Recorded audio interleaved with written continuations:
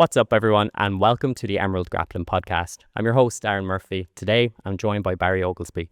He is a third-degree black belt, head coach of Kyuzo Jiu Jitsu. He's also the host of the Kyuzo Podcast, and he's one of the founders and organisers of the Ireland BJJ events.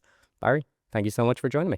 Thanks very much for making the journey and being here. It's great to have you and great to be on. No problem. It's very rare I get to sit down with another podcaster, so this is interesting. Okay, I don't know if I'd really be generous. I think it'd be pretty generous to call me a podcaster, but yeah, definitely someone to talk about. Someone who's used to being on camera, maybe. Yeah. Okay, yeah, let's get out about that. Perfect. And just to start the podcast, for anyone who might not know you, maybe you can tell us about yourself, your background, and how you got started in jiu-jitsu. Well, for me, I think I had my first proper jiu-jitsu role at 2003. So we're talking like 22 something years or whatever now. I began, I suppose, because I was kind of in a bit of a funk with my original martial art, which was taekwondo. So for me, I love taekwondo. It was brilliant. It was everything to me. I met my wife in taekwondo. All my friends were in taekwondo. Everything was great about it. But I was into kind of like the martial arts as a total thing, not even for MMA. So I was watching things like K1 and, Pride back in the day. And I was thinking to myself, how would I do there? Like, I'd get taken down straight away and choked, right? That'd be brutal, So I knew I wanted to try. I wanted to kind of have a go at grappling. I wanted to have a go at to be a total martial artist. That was kind of what I was thinking of. So I ended up going to we were doing some grappling. We were fooling around in our taekwondo club. We were kind of doing an armbar that we'd seen in a book or something like that. And I ended up going to one of John Kavanagh's afternoon classes, and I got whooped. And the first day I got whooped, I went, wow, what is this? I have to know more. And after that, it was really just a matter of time then before slowly taekwondo eked out of my life, leaked away, and all I wanted to do was train jiu-jitsu, which I did I've done now for 22 years, 23 years. So yeah, it's a long time coming, a long time I'm at it. So Damn. And during that time, when did you decide to open up your own gym? So I was teaching taekwondo already. Myself and my wife we started. So you probably see on the banner since 2003. So 2003. I was teaching taekwondo as a black belt, and teaching kids and teaching adults, and we added one grappling night. We said, hey, let's have a go with jiu-jitsu. Then we added an MMA Sunday morning, which was basically just organised murder. And we didn't know what we were doing, but we knew we wanted to do it really hard and at each other. And then slowly but surely, it kind of took a little bit more. It kind of crept in. It kind of what's the term? Kind of cooked the taekwondo out of it, and pretty soon it was like 50-50, and then it was 70-30, and before you knew it, it was totally jiu-jitsu and MMA, and the taekwondo was gone for me at that stage. I still love it. I'd still love to go back. Sometimes I think to myself, I'd like to go back and have a few training sessions with my friends again, but no, jiu-jitsu just took over slowly but surely, and then piece by piece, I guess, I got some great opportunities to open bigger and bigger academies until we ended up here. Nice. So a gradual transition then.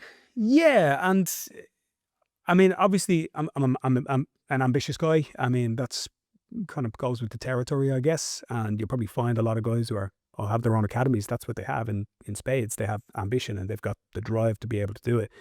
But I didn't have any grand plan.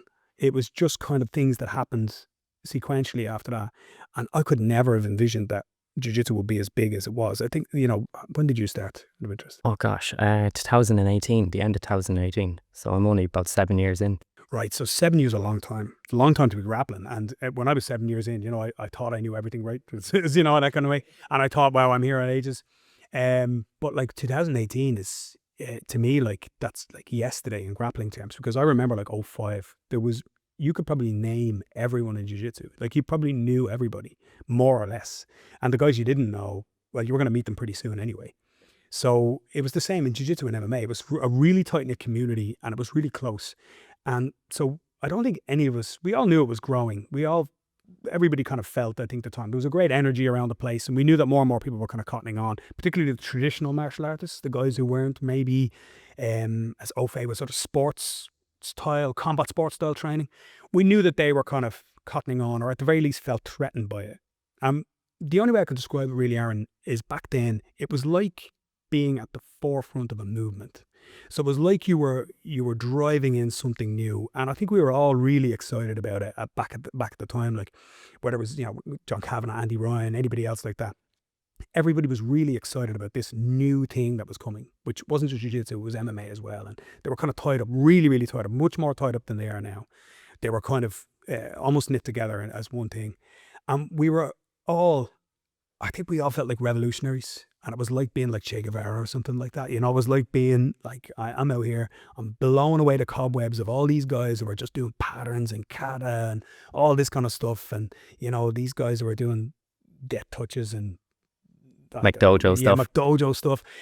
We're out here, we're the real deal. And we're coming, and we were young guys. We're all like in our 20s, maybe. Some guys in their teens, even late teens. And it felt like, it felt like a revolution. It felt like something was really happening. And so I couldn't envision. So when you started in 2018, probably at that stage, man, there must have been maybe 50, 60 black belts at that stage. We had no black belts. Like the first black belt was Kavanagh. And I think that was probably 2008, was it? Maybe, I can't remember now. I probably should know that, but they were just really exciting times, and it was a great time to be as a part of it. Would I go back? No. Just to be perfectly clear, training is so much better now. We've got access to so much more knowledge, and the academies are so much more comfortable, and the competitions are better, and everything is better about it. But that being said, there was something magical about that time. I really do think so, and I miss it in some ways. Yeah, it's funny because anytime I've spoken to anyone who started like way obviously longer than me, they always go on about like how the training was so much tougher back then. It was survival of the fittest, essentially. You were going on those mats and it was just mass murder, to the point where the ones that were strong enough to survived, and then you just saw significant dips. Yeah, I think someone described it to me as the dark ages. I think in terms of what we know now about how to train. I mean, we're all obviously much more au fait with sports science and things like that, and coaching methods. And that's just a part of natural evolution. I think a lot of people would probably even say that about soccer, right? They would talk about just throwing a football to a 11v11 and training, whereas now we know, small-sided games and things like that are much better for coaching. So there's an element of that to it where we weren't maybe as sophisticated as coaches, but there was also an element of, if you were in, and if you had gone and sought out jiu-jitsu and MMA, you were a certain type of guy, or a certain type of girl. And you weren't coming in because you wanted to come in, hey, I'm just looking to do something and get a bit fit and try something new and let's see what happens, It wasn't really like that. So all those guys, they were kind of, the term alpha, I don't really want to use that, but they were a certain type of very ambitious, very, they had maybe a certain drive behind them. And so as a result, anybody who ended up kind of coming through that and getting through that period ended up with a black belt and ended up as a coach, or ended up as a top fighter, or ended up as a top athlete. And I think it was because it took so much to find it, because there were so few clubs. So the barrier for entry right now is thankfully, before I'm going to clarify, is thankfully really low. So you can walk in here as somebody with, was really old, but I mean, it's somebody in their 50s, somebody who's maybe carrying a lot of injuries, somebody who's like quite out of shape and stuff like that. So the barrier for entry here is really, really low, and we're going to build you up from that point, and we're going to have a program for you. The barrier for entry back then was significantly higher because you had to go and seek it out. You had to go and find it. And when you walked into an academy, it was a bunch of, guys who were pretty, competitive, guys who were like you, they'd taken some time to go and find this tough new sport with this reputation from Pride and UFC 1 and 2. This was the reputation that it had. So if they were going looking for that, they were a certain type of person. Right now, the person who looks for jiu-jitsu is looking for, who knows?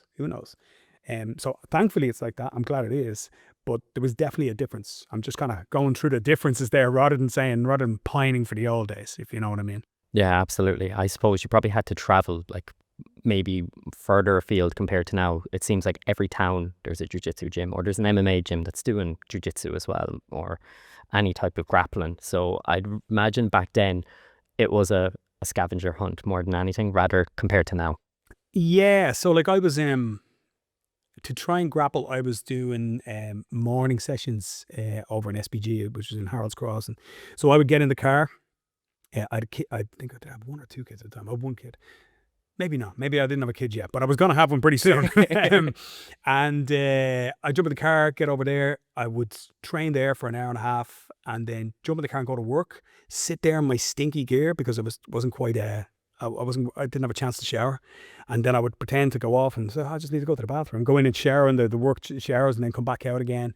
And then at the weekend, I was just trying to gather like 2 or 3 of my mates together and getting on the jigsaw mats in the scout hall we were renting and doing an hour and a half there, doing 2 hours there and just trying to figure things out as well. So like I was lucky enough, like I suppose, to have access to John, say, and Andy Ryan, who were purple belts at the time, which was a brilliant level to have on the mats. And probably I was one of the luckiest people, or anybody who was coaching with or was training with those guys was probably the luckiest guys in Ireland. Or if you were training with Liam Beechner down in Cork, or if you were with Fergal Quinlan in Limerick, or it was Graham Keys up north, they had, you know, good experience there. But most people that I know were kind of piecing it together themselves. And so I had some access, but man, I have such respect for those guys who came up and achieve a black belt through, you know, maybe having to travel across to America like once a year or whatever it was, and coming up through the ranks by literally getting videos sent to them and DVDs and books, you know. So a lot of guys learned that way, and a lot of guys came through. You know what's interesting actually as well is that when I look back at the original black belts, a sizable chunk of them were all traditional martial artists. So I think maybe nearly all. They all had a black belt in something else. So it wasn't just that they were starting out in grappling. They were also saying to themselves, right, I'm going to break tradition here. I'm going to come out of what I already know and I could easily fall back upon and say, oh, you know, well, this isn't the way we do it. We don't grapple. We'd just, I don't know, poke them in the eye or whatever it was, you know. So all those guys took their traditional martial arts training and went, no, I want to go find something new. I want to seek something else out. And if you look out around the country at all those original black belts, that's what you'll find. You'll find Tom King is a Japanese Jiu-Jitsu, I believe. John Cavan, I think, was Kempo Karate. Andy Ryan was Judo, which is maybe very similar. But I think Ryan Smith had Karate as well. I'm going to say that Liam Beechner was Karate or Taekwondo. And I think Brian Coyle up north, Barney Coyle had something as well, but I'm not sure. I'm not 100%. I can't definitively say that. So not only did those guys go and say, right, we're going to go find something new, they were also going to breaking out of the traditional mold as well. And believe me when I tell you, as somebody who did it as a Taekwondo black belt, that mold tried to hold you pretty hard sometimes. You know, there was a lot of kind of looking down your nose at people. Oh, look at you doing this grappling business. Oh, yeah, he's off doing jiu-jitsu now. This kind of rolling eyes thing. If it wasn't even that, it was even overt. You can't do that. It was a lot of times that people would say that. You know, the people who were the masters who were in charge of these martial arts, they would say, no, we don't train that. We don't do that. And a lot of that still exists in traditional martial arts as well. It's harder to do now because of how popular we are. That's one of the things that it is. It does make it pretty hard to be a traditionalist in that way. But, you know, in another way, I suppose, jiu-jitsu has become a little bit more accustomed to being side by side with those martial arts too. So I guess there's a two-way relationship there. But yeah, all those guys broke the mold, and they worked really, really hard to get those black belts and to get that knowledge at the start. So, you know, it was a hugely different time. And I envy the guys here who have access to as many black belts as they want. Can go to camps and seminars. I'm seeing like cruises advertised now with like top instructors on them and stuff like that. And I'm going, are you kidding me? What we had to do to try and learn like an armbar, and you guys can go on a cruise with like Roger Gracie and Michelle Nicolini or something like that. What's going on? Yeah. Listen, it's great, but yeah, it was very different. Even having access to YouTube, like back when you were there, you were saying like you'd get it from a book, probably the University of Jiu-Jitsu book. I'm pretty sure everyone in the country has that book. And now you can just go on Instagram, you can go on like the YouTube, you can look up techniques, and it's just all there. It's easily accessible. It's incredible. It's the best, worst thing that's happened, because when you have access to so much knowledge, you need a framework in which to operate. And if people don't have that framework, and if they don't understand where the pieces fit in the jigsaw, you end up just like throwing the jigsaw on the ground and expecting to make sense of it, right? So there's a framework that you require. So you need the fundamentals.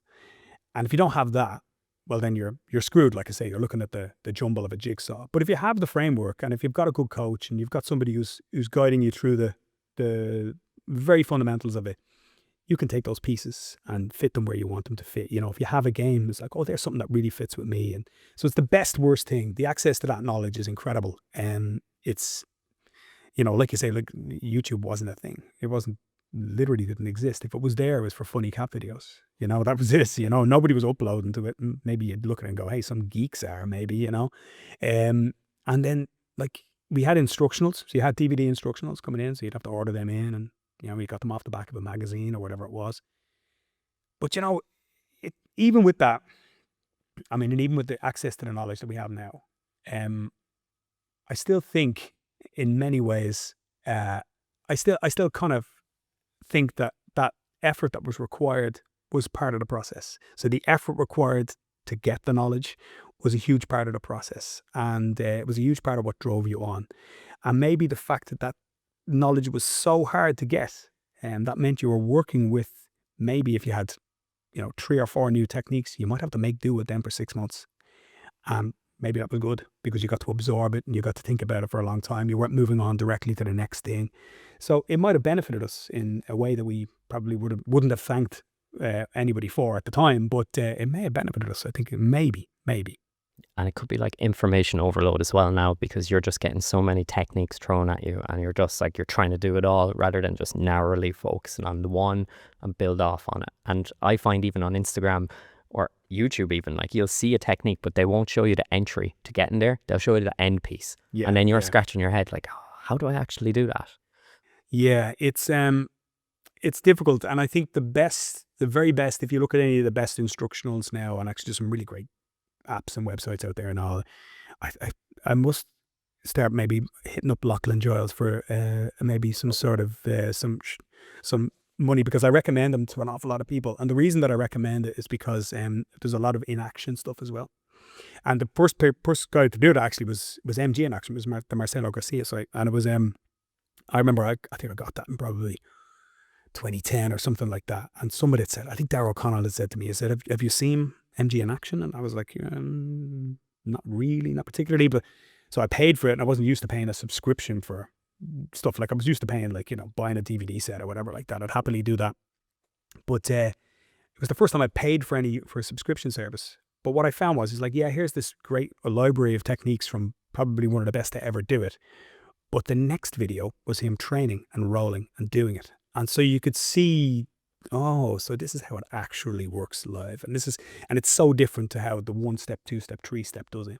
So it was a brilliant method of crossing over that technique to real life application barrier, which we're all trying to do. That's coach's job, is to try and make you cross that river. But it's I think the best sites have that now. So I think when I go on SubMeta, for example, there's like dozens of videos of Lachlan and other people rolling and training and doing specific training. And one of the things I say to people all the time is, if you watch less instructionals and watch more matches. Because by the time I get a kid in, if I was a football coach, but if I got a 10-year-old, he would have watched 100, 150 football matches. He would have watched his, you know, maybe been brought out to watch his big brother play or whatever it was, watched it on TV, watched his dad, but, you know, held his dad's hand on the terraces watching Shelbourne, or watched, you know, there's always a mention of Shelbourne whenever I speak, by the way, don't worry about that. But we're coming off a 2-1 loss last night, by the way. They won't be able to date this, but there's Liverpool or the likes of that, like, you know, they've watched them on TV and they've seen football. So when they come in to play football, they've got a vague idea of what should happen next. You know, I should probably tackle this guy, or I should probably try and get the ball, right? And when I get the ball, I should try and pass to somebody else. When you come on the mat here, we have to teach it from scratch. And we, you know, you won't understand where things fit and why we're doing things. So if you come on here and your first class is on back control, it's like, well, how the hell did I get there? And why would I do this? So if you watch matches, particularly at the beginner phase, if you watch more and absorb more, you learn so much by osmosis, and you get a sense and a feel of what should happen and when.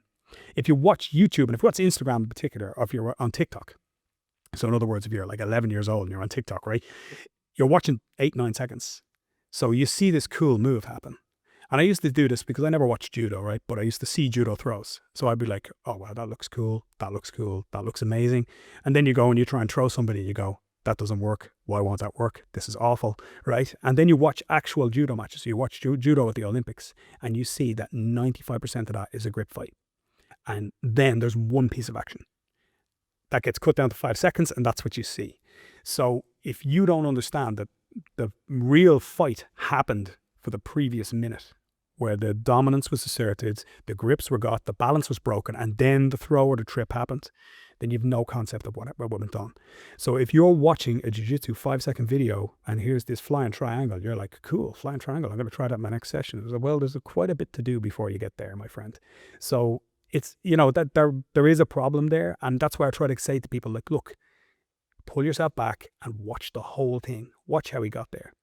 And there's lots of interesting stuff. And we were talking off camera about John Thomas, another very good reel maker, I suppose you'd call him. But there's lots of good stuff. Like, I think I've seen him do it about like setups and about the total game. And if you're watching somebody on Instagram, I would encourage people on Instagram or YouTube, watch people who show the whole thing, who teach you the setups, who teach you how to fatigue somebody, teach you how to, make somebody step the right way or cross over the right way. And watch how you set up grips, watch how you game plan. Those are the best guys to watch, in my opinion. No, absolutely. Even just like you mentioned judo, like they'll see the throw being executed, but they don't realize there's hundreds of hours of uchikomi's gone into that just to know how to break that balance. Whereas you'll try and do it and you're not even able to like get them on their tippy toes sometimes. And you're like, no, there's more to this than meets the eye. Yeah. It's a big, I suppose it is to draw the football analogy again. I mean, if you were to sit back and watch 101 great goals on YouTube, you'd think, well, that's football. Balls flying into the top corner and, overhead kicks and half volleys and, and then when you watch football, you actually go and watch a football match at the weekend down in your local park. It's like, well, it doesn't look like that at all, right? It's just like, but we're still enjoying the same game. We're still doing the same thing. The fundamentals of what we do, and the fundamentals of what we do as grapplers, is top control. It's the key to everything, because it's not as important as we go on. Well, it's very important when we go on, but it's not as common when we go on. So when you're at black belt versus black belts, your chances of being in side control on top reduce over time because it's so hard to pass a dude's guard, right? So still, top control is the fundamental of what we do, right? And then it's complicated by the guard. So it's like, oh, well, now it turns out I can't just get on top and stay on top because this guy can sweep me. And it's complicated further by submissions and so on. So at the start, when we start teaching people here, we teach just top control. We say, okay, your first session here is usually side control. 80% of the time, side control. Because I can teach you everything about jiu-jitsu, being on top with side control. Controlling the pressure and making sure that you're not overcommitting your balance, overcommitting your weight. I can teach you submission. I can teach you all sorts of things. And after that, we build from there. So we show a goal, top control. That's the goal. That's the rectangular thing with the net where you try and kick the ball. Get to that position. If we can start from there, okay, now we can build backwards. And now I can start to show you defense. I can start to show you different ways of getting to that position. We used to do the same with back control, but back control is harder to get. It's harder to understand. So we've moved away. Now we talk about side control. And we build from there. And we build backwards. And we say, okay, your goal in your first month of training is try to get to side control. And if you can do that, well, let's see what happens after that. So we kind of build out from there. And if you can do the same thing when you're starting out, I think it's a really good plan. I think it's a really good idea. Other than that, it's just a massive information flying towards your face and you're going, what next? What do I do? What do I do? It'd be like me trying to play the piano and somebody just saying, hey, here's some Tchaikovsky, get down there and have a blast at that there, see what happens. And, I have to learn the chords first and I have to learn what the goddamn keys are, right? So you're building that foundation and then just layering on and on and on. Yeah, exactly. And that's for me, that's the best way to learn at the start. Yeah, you got to learn to walk before you can run. Yeah, probably. Simple as. So you've been training for 22 years. What has the biggest change, in your opinion, that you've seen from training on the mats? I know we spoke about back then, it was like the survival of the fittest, and now we're much smarter. Which element stands out more for you? I don't think there's one thing. I think there's been a huge cultural change, for better and worse. I think the big cultural change, um, that's the big positive cultural change, is how open we are to other types of people who will come in. And we spoke again like about it being sort of, like I say, survival of the fittest or stronger survival, whatever you want to call it. But I see so much positivity around the mats now with people coming in, people who have, maybe even so insofar as physical disabilities and things like that, things we couldn't really have thought of. We never thought of. It wasn't that we didn't think it couldn't happen. It's just that it just never came up. But we see just that's hugely positive. And I think when you watch and you go to tournaments and stuff like that now, you could see that broad and really diverse thing through female membership, through young girls training, for example, older guys. The masters thing is huge. Like the growth of masters is massive, and like, no one saw that coming. I didn't anyway. Maybe people did, but I didn't. And I think that's a massive positive, and that's one massive cultural shift. On the negative side, I do find that I think there's so many people out there and they're almost running their own martial art down. And I look online and I actually go, man, do you even like this game?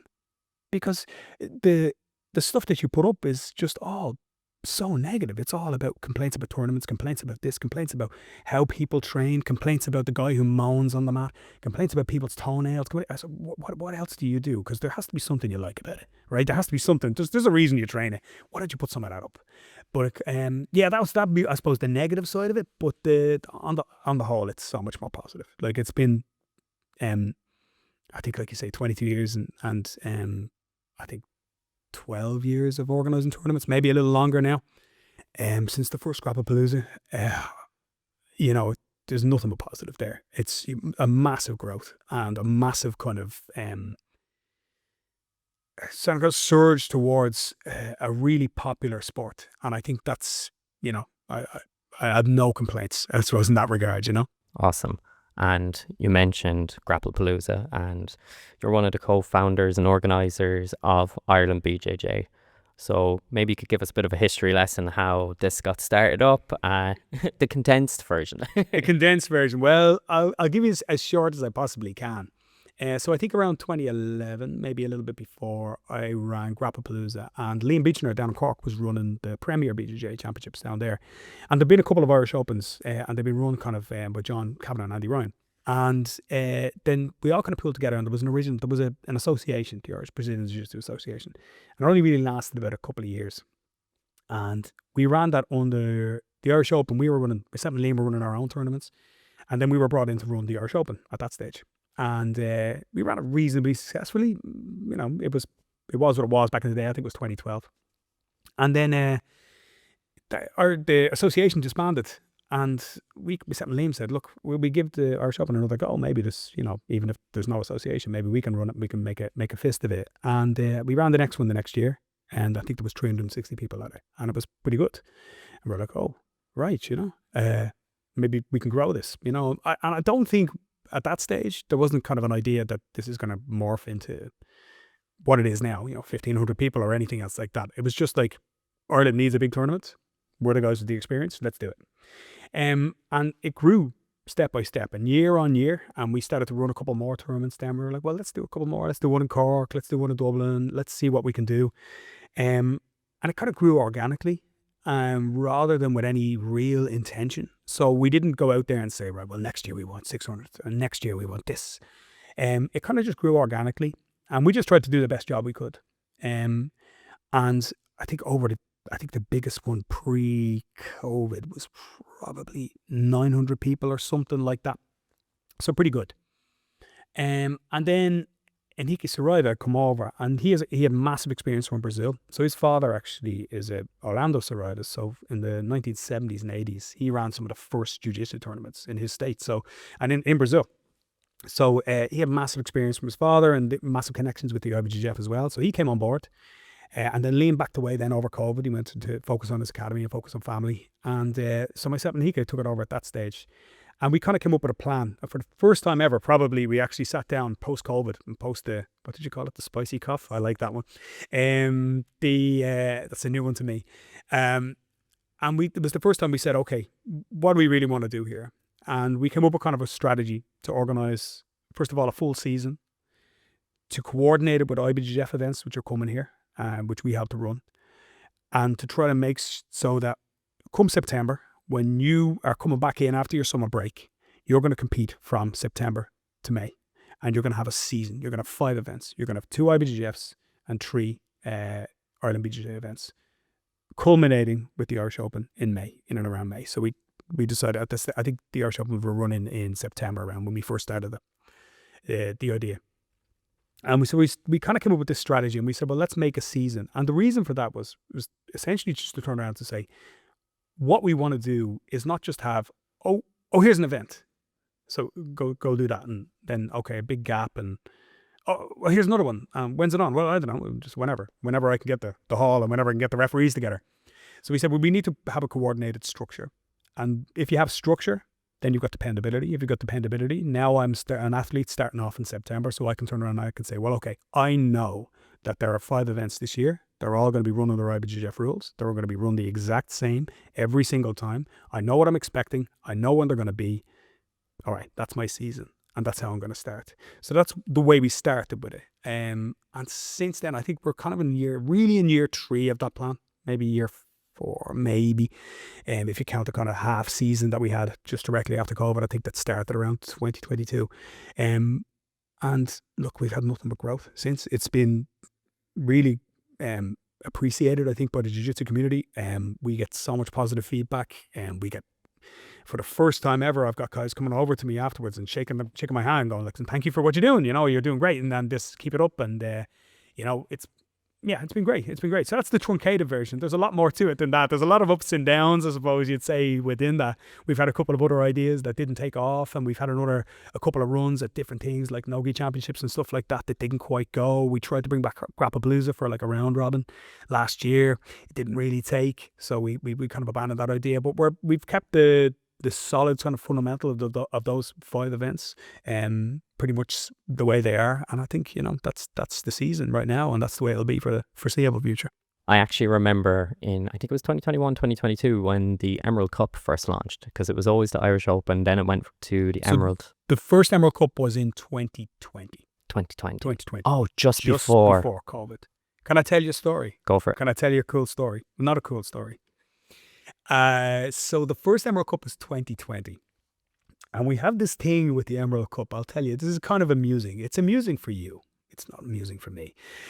But the Emerald Cup is the medal disaster event, because when we started in 2020 with the Emerald Cup, we ordered our usual set of medals, and they come from China, and they're manufactured there en masse. And then they usually take, depending on nowadays, they take X amount of weeks to come.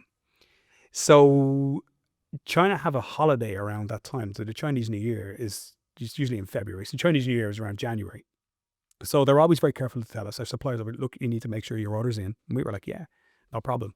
So around December, we put this order in, and they're like, yeah, we're not sure we're going to be able to do that. And we're like, okay. And it's like, okay, yeah, we'll see, because there's a bug going around here. We're like, this is probably nothing. Okay. And then January comes around, and we couldn't even get in touch with them. They couldn't even answer an email. And we were like, oh, their whole state is in lockdown. There's no medals going to be made. So we had to get plaques made at very, very last minute. So we got the plaques printed up. So we got loads of kids, and they got a little plaque instead of a medal. And when we got abuse online, it was like people, oh, stupid plaques, where are all the medals? And we're like, COVID, the factories are literally closed. We can't get any medals. And so that was the first one. When we came back directly afterwards, I think they were back open then at that stage, even under restricted things. So they were back open for business. And when we ordered in the medals, they arrived, and we lost, I think, 3 boxes of them. So we ended up short. So this was in Gormanstown. The first one we had back was in Gormanstown. And we came back, and there were 3 boxes short. So we had to reorder medals. It was like, but we had to find these. Eventually, I think they arrived like 6 weeks later. They were in some warehouse somewhere, and we had to post them out to people. And we were like, well, that's another medal disaster afterward.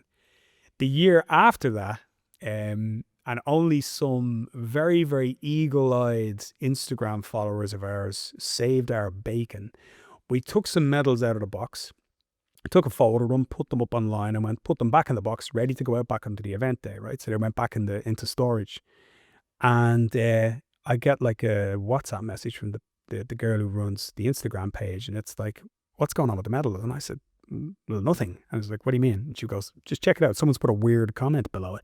And I looked down and somebody's put down, oh, it's the Emerald Cup, is it? Emberald. And I was like, what's he talking about? And I scroll back up to the photo and the medals say Emerald Cup, Bera. I was like, oh my God. So I went, checked all the medals. They were all the same. They'd all be cast wrong, molded wrong. I don't know who missed it, whether it was the factory's fault or our fault. So that was the third year in a row we had a disaster. We had to get them made and specially shipped over. I don't know how they got here. I presume somebody got on a private plane and flew them here, because I think they arrived like 4 days later, and we just about got them in at the event that time. So we always call them the Emerald Cup, the medal disaster tournaments, because we've had 3 of them. We didn't have one this year. It was perfect this year. Everything went fine. But so for the first time ever, I'll knock on wood there. But yeah, that was 2020 was the first one of those. And it was just before COVID, right before COVID. We did that one this year. Yeah. Oh man, now that you've said that, it has jogged my memory. I competed in the first one as a white belt, and I do remember seeing the little plaques, and I was like, I've never seen a competition do this before. Now I know why. Yeah, there you go. That's what we know. Well, we could have got medals done, so you can get ones that you can print it and they can put it on, but they look like every other medal. So we said, well, look, we could do it that way. The plaques were more expensive. Like it was a pricier thing to do, but we said we just want to give somebody something unique. So we went with plaques in the end. But yeah, it was a mess. It was a disaster. But like, again, it's stuff that's totally out of your control. And well, I've learned so much about event management in the last 10 years that, the stuff I didn't want to learn. But it's, yeah, stuff like that's the hard part of it, the stuff, the behind the scenes stuff. We were talking off camera a little bit about it. That's the kind of stuff that, people don't see. The stress and emails and phone calls to China and stuff like that, you don't get that very often. But, yeah, when it happens, it's fairly stressful, I can tell you. Yeah, absolutely. And there's probably so much more that happens behind the scenes that people don't realize. Like, people think you're just slapping mats down, you're going to grab a few people who are, they want a referee. And we were saying this off camera, like, I've done a bit of event management for a job. There's a lot more that goes on that a lot of people don't realize. Yeah, and it's, I don't want to cry about it too much, because it's actually a job I love. I do enjoy it. It's one of those things that I suppose it's a labor of love in many respects, because it's something that I want to grow and I want to be a part of, and I want to make a contribution with.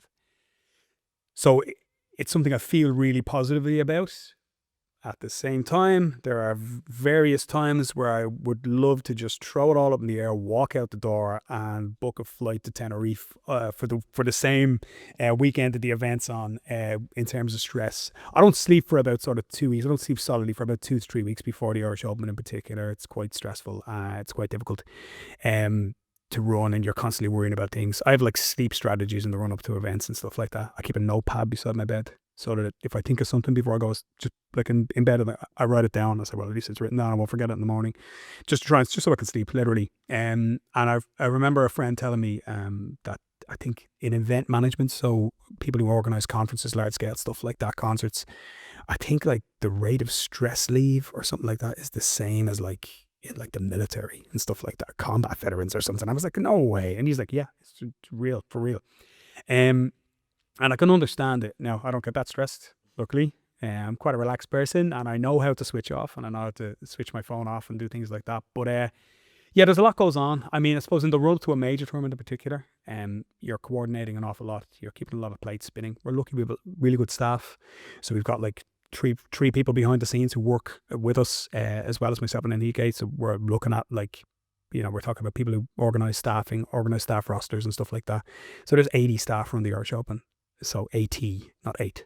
And a lot of times people look around and go, well, there's just a guy on my mat and he runs the coordination and stuff like that. Yeah, but he's got to work for the weekend, and he's got to get 3 breaks by law. And he's got to, have his dinner, and he's got to get fed. And we're feeding people. We're feeding 80 people we're doing a small conference. We're doing a small banquet 4 times a day, or twice a day. 4 times over a weekend, for example. We're feeding 80 people. Referees and stuff like that, particularly for the Irish Open, they're coming in from international. So they're coming in internationally. So I think we had 6 of them. So we're putting them in hotels, and we're making sure they have transport to and from events and stuff like that. And then you're talking medals, trophies, printing, even the likes of, I know this sounds crazy, but even the likes of double checking printing quality and stuff like print quality and things like that for podiums and things. And it's, it's stuff you don't think of. And then in terms of event setup, I mean, the setup the day before seems simple because, to the average eye, we stick a load of barriers down and we slap a load of mats down. But there's a lot of technology goes into that as well. Laptops, broken laptops, ones that have to be replaced, repurchases, everything like that. And we're not borrowing off our mates and say, hey, can I have your laptop for the weekend? Those are all, they have to be ours, and they have to be, of course, they have to pass muster in terms of the technology that we use. And also they have to pass muster in terms of data and stuff like that as well. So all of that is, it's expensive, and it's, it takes a lot of work. It takes a lot of work and a lot of management. So yeah, it's, I don't even know where to start when it goes to the behind the scenes stuff, to be honest. It's a lot. Probably the thing that people don't notice the most, though, is processes, because those are intangible. So you can't see them, you can't touch them, and they're not stored in a box. But the likes of processes, which we essentially borrow from the IBJJF, or we essentially copy from the IBJJF, the processes of how people register, how they change their weight, the dates at which they change their weight, and so on. And then the processes of how the rules are followed on the day, and those things. Those are the things that people don't see. And they take a lot of time, a lot of energy, a lot of effort, and a lot of work goes into getting those right. And probably that's the bulk of it. Rather than, that's not like an expensive process. It's not a process that requires tons of equipment, but it requires intense training. It requires real adherence to the rule book and to the procedures book. And that's probably the one that causes the most upset when it goes wrong, or when somebody doesn't understand them, more commonly. Yeah, and you'll always see it even online. People will post the criticism, as we were saying, even off camera. Like, you'll have people saying about like the streaming on the laptops and that, and then there's the ref calls, and then people not understanding the rules, and then dropouts of the bracket on the day. There are things you can't really factor in there. They can happen. Yeah, they happen. I'd say there's two broad things that I would say when we do get. First of all, I don't read online criticism, and I think anybody who goes and, like yourself, with internet comments on your podcasts, it's the road to hell, because you don't know the bona fides of the person who's making the comment for a start. You're only hearing one side of a story. You're only seeing or hearing one side of a story. And really, an online comment or an online criticism to me is the equivalent of a guy you don't know sitting 20 feet down from you in the pub with a few jars, and I'm standing up and going, I didn't like your tournament last weekend. It's meaningless. It doesn't come to you, so it's not directed at me. So nobody has approached me, said, excuse me, I've got a problem. They haven't emailed us and it says, excuse me, I have a problem. When people do, we deal with it. And we deal with it either by explaining the rules, or if we're in error, we fix it, or try to do the very best we can to fix it. There are certain things that are just sporting processes. So they are just sporting things that happen. Errors happen during the day. For example, the referee doesn't give a score that you think should be a score, but he doesn't. Every now and again, that happens. That happens at the top level of sport. Yeah. So you go to the Champions League final, I'm sure there's a handball that didn't get called, or someone felled somebody who didn't get, who felt they, were fouled, or, anything else like that. Those are normal sporting processes. And it's very natural, and it shows great passion for the sport when we argue online about them. Right? It's good, right? It's a positive, because it means we care about it. So if somebody, for example, thinks that was a reap and that wasn't a reap, so you got two sides of the fence. You got one team saying, no way, legal footlock, and you got the other guys on the other side of the fence going, no, totally illegal. It's not great that it's about a rule. It's not great, you'd prefer it to be about something else, but it shows passion. It shows that people have a great, tremendous interest in the sport, and that's a positive. Even though you could read it very clearly as a negative, you could say, oh my God, the referee didn't get that right. Or you got the other side going saying, well, oh my God, the referee got that spot on. So a lot of those are just normal sporting conversations that we have online, and that's okay. That's perfectly fine. That's part of the territory, and I'm happy that we have those, because if we don't, well, then it means people don't give a damn. And if people don't give a damn, well, then we're in real trouble. We're in real trouble after that. In terms of streaming, we'll cover that really, really quick. We spoke about it a little bit off camera. So this is one of the things that we're talking about, like about stuff that happens that we literally have no concept of until the mistake happens. So streaming is something new that we brought in I think we're probably a year and a half in. And we've discovered recently that we're going to have to get our own architecture just to run that properly the way that we want it to run. So if we're dependent upon, for example, a venue's Wi-Fi, well, we're dependent upon a venue's Wi-Fi now, and if they're not working, that they're not going to say, "Oh my God, I'll get that fixed for you right away." They're going to go, "Yeah, Tough. tough luck. See you next time." So for us, the next investment will be in our own architecture to run a stream that's consistent, and that at the very least we can hold our hats about and say, well, that's our responsibility when it goes down. So the Irish Open was borderline perfect in terms of events this year. Everything we wanted to get right, we got right. Everything that we wanted to improve, we improved, and we even took a step further with a couple of things that we were doing, and we were so happy with it. But the stream wasn't to the standard we wanted it to be, and that was upsetting for us. So that's got to be fixed for the next event. And that's all we can do. If there's a mistake, we'll fix it as best we can and as quickly as we can. And I guess that's the only commitment we can really make, is that when we identify something that's wrong, we'll go, right, let's get that done. If that's wrong, let's get it done. If, on the other hand, it's a judgment call, someone thinks it was right, someone else thinks it was wrong, we're following the procedures that the IBJJF laid down, well, that's just a sporting incident. There's nothing we can do about that.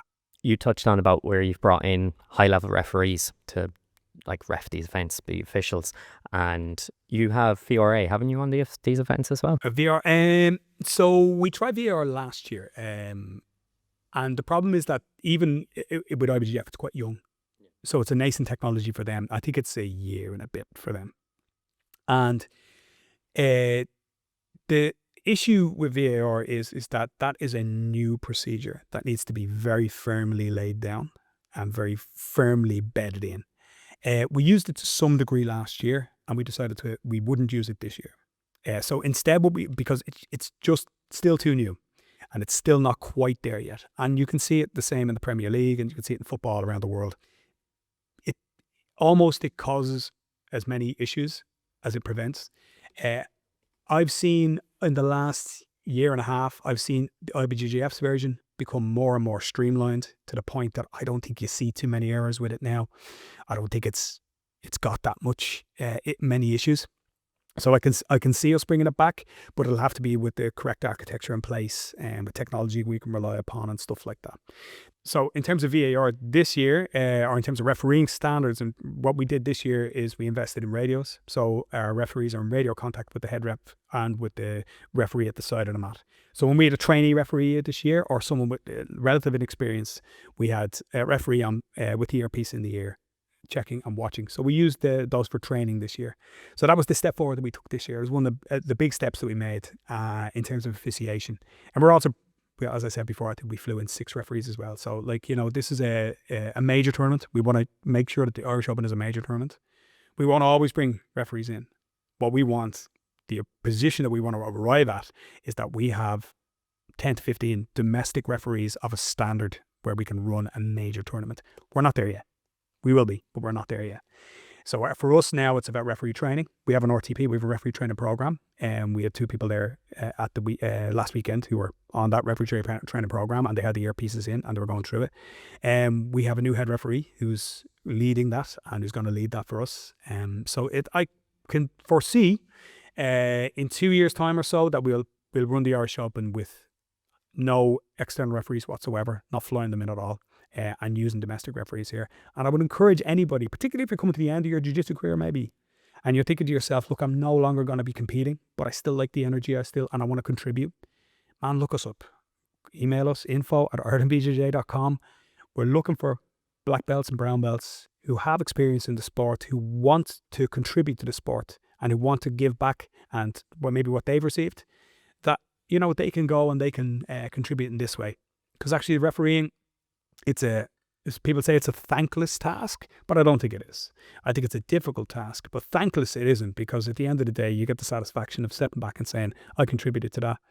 I did a good job. And that's really all you can do. Other than that, if you want to consider everything, if you want to talk about thankless tasks, well, more or less every job is a goddamn thankless task, isn't it? I mean, you do your job and nobody turns around and says, thank you. Usually you just, you get nothing for it, right? But it is a good job. I think it is. It's one that's really, really difficult to do because obviously there's a bit of pressure involved.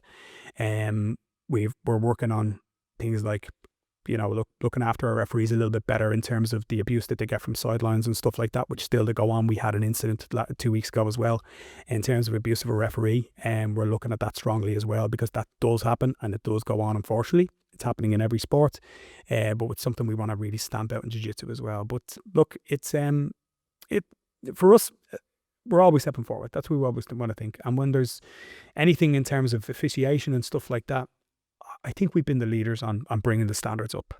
Yeah, and you're bringing in IBJJF refs. You're running the competitions to IBJJF standard. So it's really getting people ready for, as you were saying, the competition season. And one thing I do really like about Ireland BJJ is you have the ranking system on your website.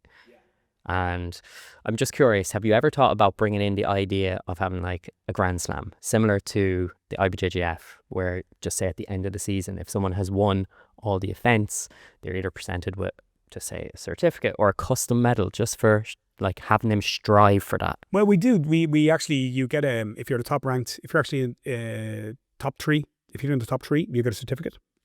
So there is a ranking certificate there available at the end of each season. We did it last year. Most people don't avail of it. Most people didn't.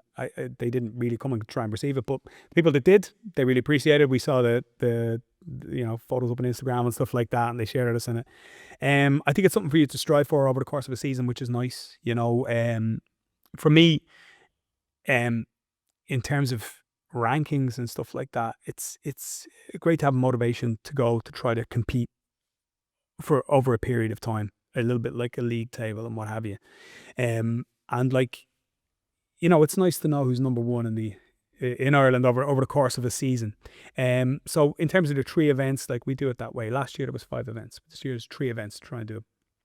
And in terms of Grand Slam and stuff like that, our thing is that what we want to do is those top ranked athletes, we're going to push them towards now doing the elite level invitationals. So that will be the goal there, that when you get to the top ranking, well, we're going to go get you a super fight on a big show. I'm going to put your name out there, and we're going to put your name out live streamed, and we're going to have you in front of an audience and under the lights with commentators and with the whole thing. So, that's the future. We want to push people towards elite events as well, and we want to prepare people for elite events. So jiu-jitsu is changing. So it's changing rapidly. So it's gone from a situation where, it's something that we do among ourselves in sports halls or whatever we do. And now, even for Ireland BJJ, we've outgrown sports halls. So we're now in arenas. We're in major arenas. We're in the biggest arena in Ireland. Like, that's where we have to hold our events.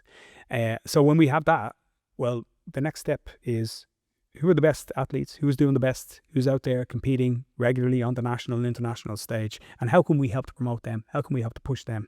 And how can we help them gain things like sponsorship, gain things like massive experience online and stuff like that? Because a huge part of being an athlete now is also your social media and it's your presence. And, it's great to have videos of tournaments, and we obviously have the live streaming event, or your mates taking good quality video of you while you're competing in a tournament. But there's something different about being on a mat with the commentary team talking about you live, dynamic camera action and stuff like that.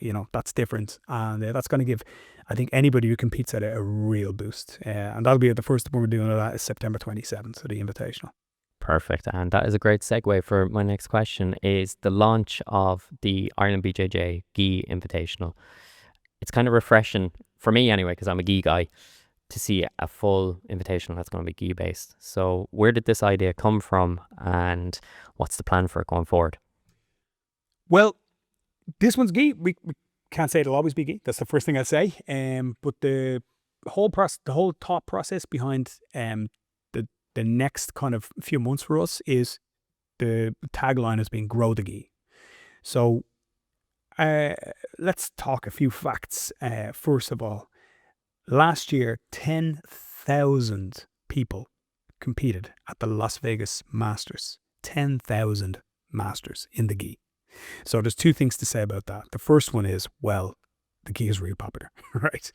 The second thing is Masters is really popular as well. But we'll leave that for another one, for another conversation. But if that many people, and again, you're seeing the Europeans sell out, the European Gi sell out like well in advance. The capacity is reaching. European Masters Gi, the capacity was reached, I think, 6 weeks early. We're seeing so much interest in the Worlds. like in the Pan Ams, everything like that. Did you see some of the footage from the Brasileiros last year? Um,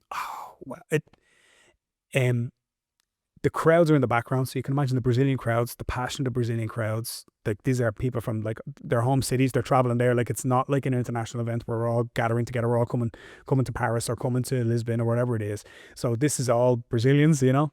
And some of the footage with the cheering, the roaring, it was like looking back like at the old tennis club footage of the original World Championships. And I thought, man, it's so cool. It's so cool. It's incredible. And again, really all you have to do is look around the world, and the Gi Invitationals that are going on, who's number one, all that kind of stuff. It's super. It's really, really good. But we don't have very many of those around the world. Like, so there's a few, I think BJJ Stars in Brazil and stuff like that is doing that. But the Gi game is the fastest growing. It's so massive, like that we're reaching capacity of tournaments that we're growing in every section in that. I don't doubt that Nogi is growing, by the way. I think it really is. And I think they're almost splitting off into two separate sports. And you can see that growth, and it's reflected the world over. It's reflected in what people are watching online and what people want to train. And I know that a lot of people have massive Nogi classes, but like, Gi for me is the growth area, and Gi for me is the place where we're going to attract so many more people into the sport. So we're going to attract young children, people who are less athletic, keeping and retaining the experience, the vast experience of the masters competitors, and as well as that, the elite level adult competitors. Who doesn't want to be a world champion? Man, if you start out 18 years of age, and if I turn around to you and I say, keep doing this and try to get on the podium there in California, man, that's what you want to do. You know, that's what I would have wanted to do at 18, 16, you know, whatever it was. That's what my son wants to do. You know, he was like, okay, you know, that's his goal. His long-term goal is, I'm going to California and I want to get on the podium there, and I want to be like Wardzinski, and I want to be like a European world champion. And I know that there's kids around Ireland and young guys around Ireland. That's their goal. You can see that with, you know, I think it's Stuart Carmody. I was always so many Carmodys. But Stuart Carmody, like going out to the worlds and going out, and you know, I mean, he's done incredible work in the last while. And that's what we want to grow. That's what we want to push. That's our game.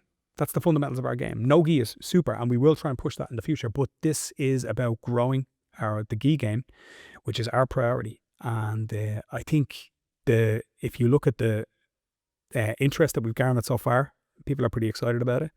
And I think, I mean, look, for me, I want to see it. And I think we spoke a little bit earlier about, I do things on the basis of what I'm passionate about, and hopefully other people will like it afterwards. It's something myself and Niki talked about, and we were like, look, this is what we got to do. This is the next step. And I think, you know, it's going to bring new eyes to the sport. That's what we want to do as well. We want to not just have it in a situation where it's like going to be a bunch of us all standing around looking at our friends competing. What we want to do is spread the word. We want to say, look, this is a major event, and, you know, this is something that, you know, if you look at any sport around Ireland, from whether it's boxing or cricket or, you know, anything else, think of the minor sports around Ireland. They all have a major national championship, and they all have some exposure to people outside of their sport. For me, I wouldn't watch badminton any day of the week. I wouldn't give a monkeys about it, right? But last year, when I forgot, it was Nat Nguyen, I can't pronounce the name, Nguyen. The Irish lad was competing in the Olympics. I sat up and I watched badminton. That's why, because, well, it's a major event. It's on. This is the Olympics. This is the big thing. I'm going to watch. And then I sat down and I watched 400 meter running. I wouldn't watch that, but there's Irish involvement, and it's a thing. It's their big thing. So we want to have our big thing.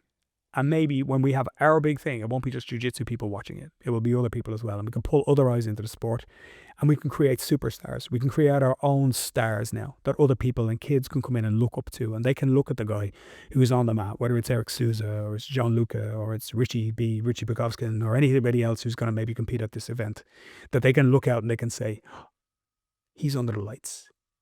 He's got the commentators looking at him. This guy's a star. That's what I want to be. I want to be a star. Okay, so I'm going to buy tickets for now, but then one day I want to be there.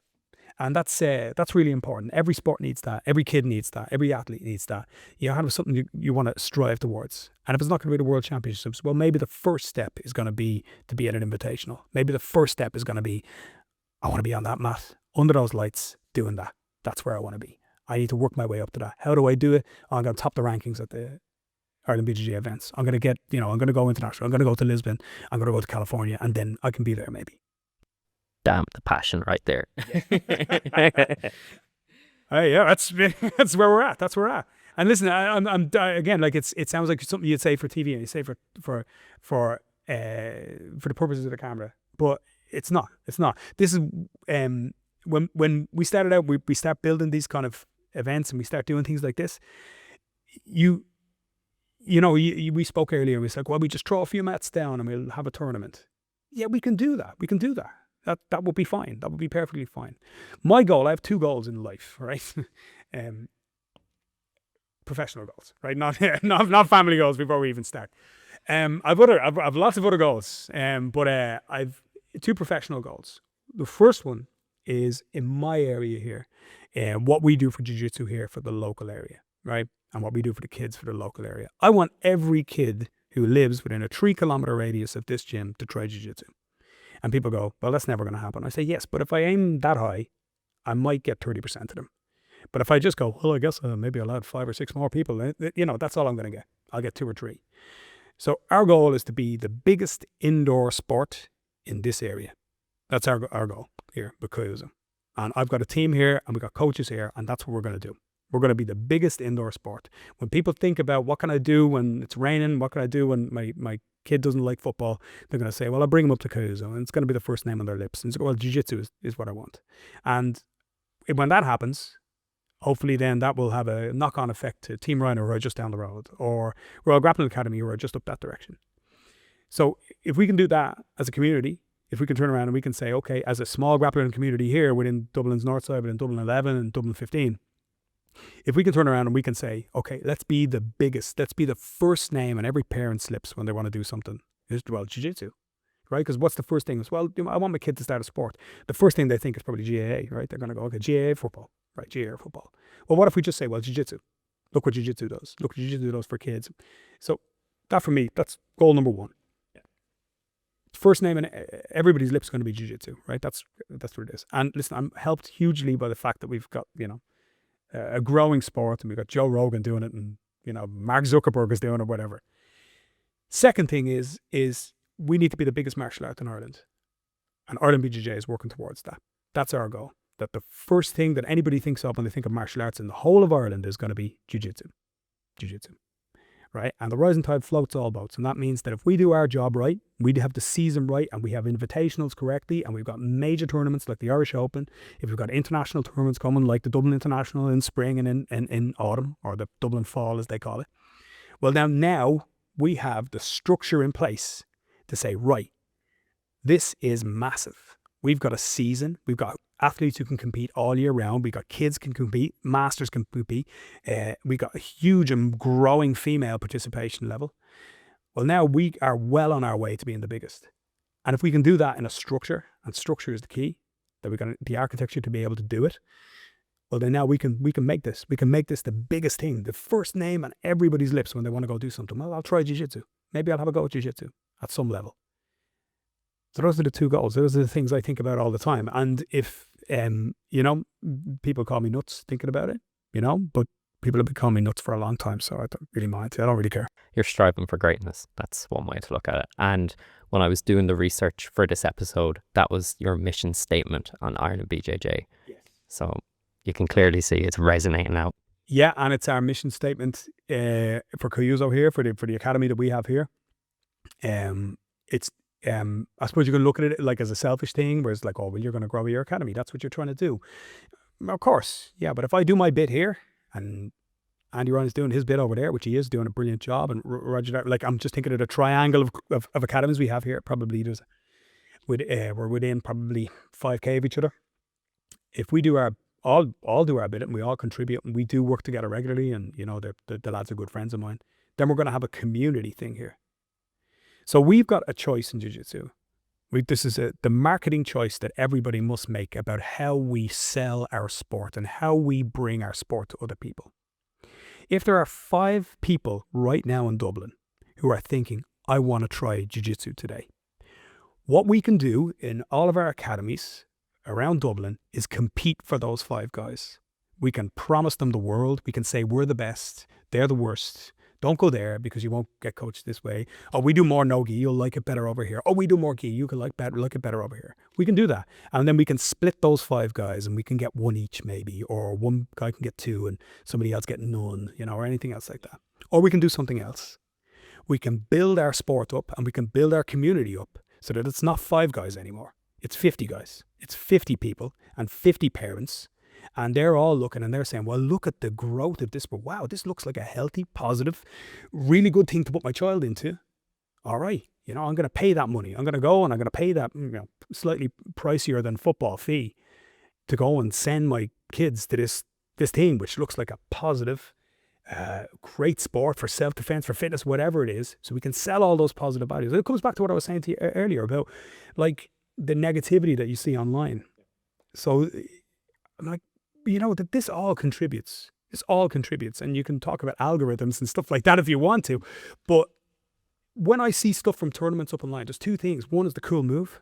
I love seeing those. Look at what I won this by. I saw a really cool, some AOJ kid at the Worlds doing a banana split. I haven't seen one in yonks. And I was like, wow, incredible, brilliant stuff. But the very next video, when you scroll up, will be, should this have been a disqualification or not? And then down below, man, bullshit referees, blah, blah, blah, blah. And that sells. Negativity sells. Everybody knows that. So if we can push the positive aspects of what we do, reduce that negative noise, tune it out completely, I really believe there's still more growth to come. There's still more successful academies to open up. And listen, there's people out there doing brilliant work, great stuff. And I choose to focus on those guys. I choose to focus on my energies and my online energy for one, but also my physical energy, what I do on the outside. I choose to kind of focus in that direction. Yeah, absolutely. And we were even saying, like, I'm only training 7 years, but the sport has grown so much in those 7 years. There's so many gyms opening up across the country. And if we have that positive attitude going forward, as you were saying, going from 5 to 50, it's a ripple effect. Everyone is going to benefit. Yeah, and I've heard some people saying before, like, oh, there's the gym after opening in my town. There was already 2 gyms there, and oh, it's getting saturated. I'm like, whoa, slow down, Hoss. Maybe everybody in your town's going to do jiu-jitsu in a couple of weeks, because that could be potentially what you could do there. And look, we're all somewhat protective of what we have, territorial, maybe a little bit, but I think probably around here is, aside from maybe Dublin City, this could be the most densely populated, Dublin 11/Dublin 15 could be the most densely populated jiu-jitsu town in the world, even I'm just thinking like SBG Charlestown, Team Rhino, Royal Grappling Academy, there's maybe 3 or 4 in Dublin 15. Like, these are all within a stone's throw. But we have a massively populated area around here. So, what about we all make a community, and what about we all make a rivalry, So we're going to see who wins the top club at the next event, we can make a friendly rivalry, because ultimately that's what makes the passion. That's what makes the interest. That's what we were talking about earlier about the comments below things. Is like, oh man, I can't believe that big guy beat that guy, and we'll get you next time. That's what makes it. That's why people watch. That's why people tune in, and that's why people are going to come train harder the next time. It's like, well, I can't let that guy beat me again.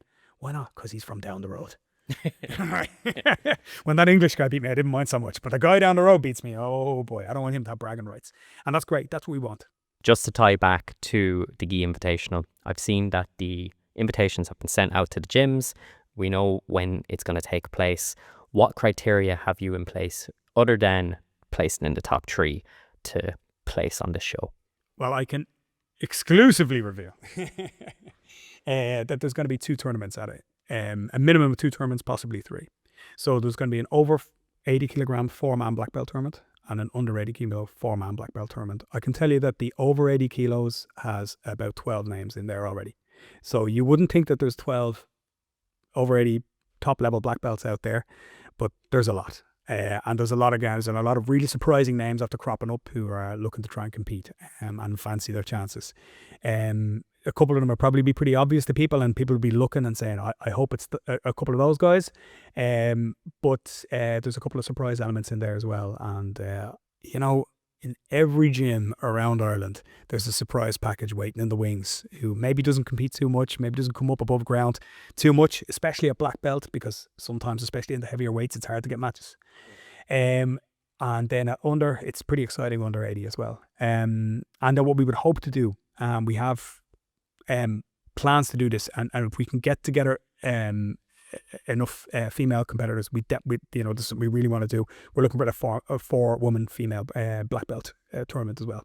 After that, then super fights, and we're looking at purple round and black belt top competitors, people in the top of the rankings, people with significant international experience. But this is an elite level tournament. This is an elite level event. We want to showcase the very best of talent of what we have out there. Even out there, among some of the names coming in, there's some of the coaches from around Ireland that are putting their names forward. So there could be some exciting and very interesting stuff coming for super fights there as well. So look, we want it to be a great night and a great day for Jiu-Jitsu as well. We left the Shamrock Cup earlier in the day as well. So we want it to be a great day for Jiu-Jitsu, a great event for Jiu-Jitsu. And listen, it's going to be. And it's running on 27th of September. 27th of September, all day for the Shamrock Cup. And then our production team and our events team will tear down the venue and rebuild the venue in 2 hours. They have a 2-hour time frame to set up the full production thing. We're discussing that at the moment, the logistics of that, but we've got some great guys on it. So it'll be a challenge. It'll be a stressful day, but it'll be a lot of fun to put together. This is the sort of stuff we love to do. Exciting times ahead. Yeah, I think so. Perfect. And Barry, I have a reoccurring question that I ask everyone, but where do you see the future of Jiu-Jitsu heading? It's an interesting one. I don't have any predictive powers, and I mean that even in the logical sense of the word, because I didn't see where we are now, even from 6 or 7 years ago. And I remember even thinking probably maybe around 2017, I said, I think this is probably, we've hit about a peak here. This is incredible, the amount of people I have on the mats. And probably we've doubled, everywhere has doubled in size since then. So my powers of prediction are zero. They are really, really low. That being said, what would I like to see? The growth, the future growth? I would like to see more academies investing in their youth. I would like to see more academies investing in children's programs. I know they can be a challenge to run, but I think every sport should be pyramid shaped with younger children down the bottom running towards the elite peak at the top. Maybe we're a little bit rectangular shaped at the moment. Children's events are growing. Like we had the largest ever kids event as in the Irish Open there, and it wasn't even a solo kids event. So that was the largest kids event ever run in Ireland as part of the Irish Open. So we can see it's growing, but I think there's huge potential for further growth, massive potential. So for me, if anybody wants to reach out to me and tell me, because we've a huge kids program here, we've 170 kids here in 4 age categories, actually in 5 age categories now. So for us, that's what we want for everybody. I would say I'll share my knowledge with anybody in terms of what you want to do with your kids, because the more the better, the more the merrier, and the more we can grow that, the better. So that's what I would like to see. The other thing I would really like to see is that we have an avenue for black belts here to compete more regularly and more often. And I know that from speaking to black belts, and there's an experience I have myself, and even my own black belts here on the mat, there's a kind of a sense of like, well, if I go for it, there's not going to be a competitor. And if I go as well, everybody's going to be looking at me. There is that too, and I've heard that feedback from a lot of people. And what I would say is that Jiu-Jitsu has changed so much. When there was a black belt match previously, everybody's eyes were on you. It was almost like a super fight when you went to a tournament. And when you were competing at a high level, coaches and everything like that. Now it's just another match. It's literally just another match, and everybody's eyes are on the adult purple belt division or the adult brown belt division in terms of like, oh my God, that's the excitement. That's where it's at. And I think for black belts, sometimes it can feel like there's an additional pressure on there. So I'd love to see black belt growth. That's where I'd really love to see it in terms of domestic tournaments. I think we maybe broke the glass ceiling a little bit at the Irish Open. We had so many black belts on the mat, from masters on all the way up. I'd love to see more adult black belts on the mat. I'd love to see that as well. But those are the two areas I'd really like to see. In terms of predictions, man, I don't know. Sky's the limit. Sky's the limit. It really is. Great minds think alike. It really is. And I think there's potential there. I've mentioned the 10,000 people at the Las Vegas Masters before. We should have regularly have 1,000 people at our tournaments, even the smaller ones. That should be the way it is. It should be kind of a matter of course. And if we can do that, if we can keep getting people out, and we're going to really try our hardest to get people out 5 times a year. IBJJFs, at the Ireland BJJ tournaments, we're going to try and get you out there by giving you the very best tournaments, the very best competitive opportunities possible. Well, I think, yeah, the sky's the limit. Barry, thank you so much for your time today. Great insights. It was really nice hearing the history of Ireland BJJ events, your background, where you see the future going, even though you won't make predictions. We're going to see how it goes. But the final question I have for you today is, if anyone was interested in reaching out to connect with you, maybe they want to come down to the gym, do a bit of training, or maybe they want to learn about any of the upcoming Ireland BJJ events or anything you've in the pipeline, what is the best place to reach you online? So at Ireland_BJJ on Instagram, or you can also email, it's irelandbjj.com, so info@irelandbjj.com if you have any interest in helping out at the events or anything else like that. That's the best place to find us. For myself, it's at Kyuzo Jiu Jitsu, or at Grapplerman is my own personal one. Don't expect too much there. Just I'm an irregular poster or anything else like that, but feel free to reach out. That's the best place to catch me. Barry at Kyuzo.ie is the other one. That's, listen, I'm an open book, and I like to talk grappling. I like to talk jiu-jitsu. That's perfect. And if you've enjoyed this episode of the podcast and you're listening to the audio version, please remember to give it a 5-star review. And if you're watching this on YouTube, please remember to like, share, and subscribe. Barry, actually, I have one last question for you. Go for it. Just going to throw it out there. But what piece of advice would you offer someone that's thinking about getting involved in jiu-jitsu, whether it's from a competitor's standpoint, a coaching standpoint, or even someone looking to get into the event side of things? So in terms of starting out, so if you've never done jiu-jitsu before and you're watching the podcast today and you're saying, hey, who's that handsome baldy guy? Okay, I said, well, he's got a hat on, you can't tell. Getting there. So I would say, the first thing I would say is, come down and try it at your level and take it as it comes. So very often we can see online, we look at Instagram, or we look at our YouTube, and we see these awesome guys doing awesome things, and that's great. But I think, it's a really open access, and the barrier for entry into jiu-jitsu now is so low. You can walk into any gym and they will welcome you with open arms. And take it as it comes. Come in and see what you can do and see how you react to it. And if you enjoy it, do a little bit more. And if you enjoy it, do a little bit more than that. But don't put any pressure on yourself to think, well, I'm going to have to be a competitor or anything else like that. I think very often, we think about that's the cool and that's the cutting edge side of it. But so many of the best grapplers I've ever met don't compete. And I can point out 50 guys I've rolled it who would murder me on the mats, but I never see them at competition. And they would murder half the competitors on the mats too. But they just never competed because they just enjoy training. They enjoy that side of it. And those guys can often come on to be great coaches and great competitors, or great competitors, you hear me, great members. I've got guys here who don't compete, but they're superb. Really great grapplers, really great additions to our club. And so I'd say take it as it comes and see what comes out of it. And if it's competition, super. If it's just you enjoying yourself here as a member of your grappling community, super. In terms of competitors, I would say if you're thinking about competing, get stuck in and do as many matches, as many tournaments, as often as you can. Don't treat them as big events. So you're going to have some majors that you're going for in the future. But for now, get stuck in and treat them like practice. Learn how to compete, learn how to win, learn how to lose, and learn your own top level game that you will use on the competition mat, which might be different from the one you use in training week on week.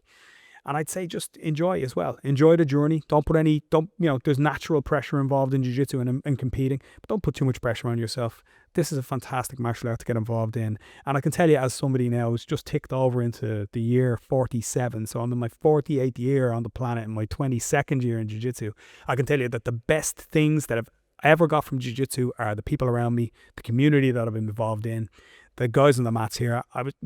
Before you came in there today, I've just done an hour and a half of competition training with a bunch of guys much younger and fitter than I am.